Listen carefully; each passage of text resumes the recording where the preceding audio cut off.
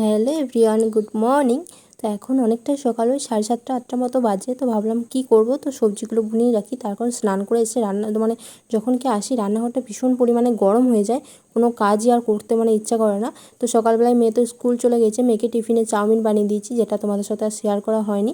তো এইটুকু একটু মিনি ভ্লগে সব কিছু তো দেখানো সম্ভব নয়, তো টুকটাক করে যতটুকু সম্ভব দেখানোর চেষ্টা করছি। তো এদিকে এখন এই যে পাট শাক বাছতে বসে পড়েছি। এগুলো হচ্ছে প্রচণ্ড টাইমের কাজ আর কি, প্রচণ্ড হাতে টাইম নিয়ে তারপর বসতে হবে। তো এদিকে দেখো আমার সবজি বানানো কমপ্লিট।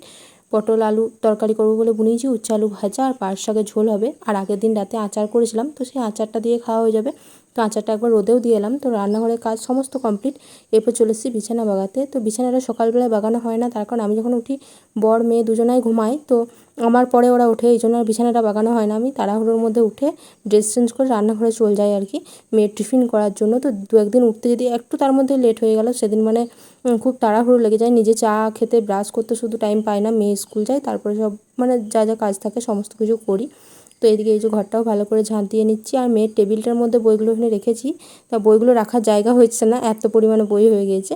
তো এদিকে দেখো আমার উচ্ছে আলু ভাজা বসিয়েছি, আর পটল আলু আগেই ভাজা হয়ে গেছে, আর পাট শাকটা সেদ্ধও হয়ে গেছে। এরপর খালি ফোড়ন দিয়ে দিলেই হবে, ছকে দিলে। আর এদিকে ভাতও নেমে গিয়েছে।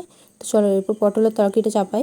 আচ্ছা, ভীষণ পরিমাণে গরম পড়েছে আর কি, কাজ করতে ভীষণ কষ্ট হচ্ছে, তবু কিছু করার নয়, বাধ্য হয়েই করতে হচ্ছে বলতে পারো এক প্রকার। তো যতটা সম্ভব তাড়াতাড়ি করে নেওয়ার চেষ্টা করছি। তো তাও কাজ যেহেতু অনেক, তো একটু তো লেট হয়েই যায়।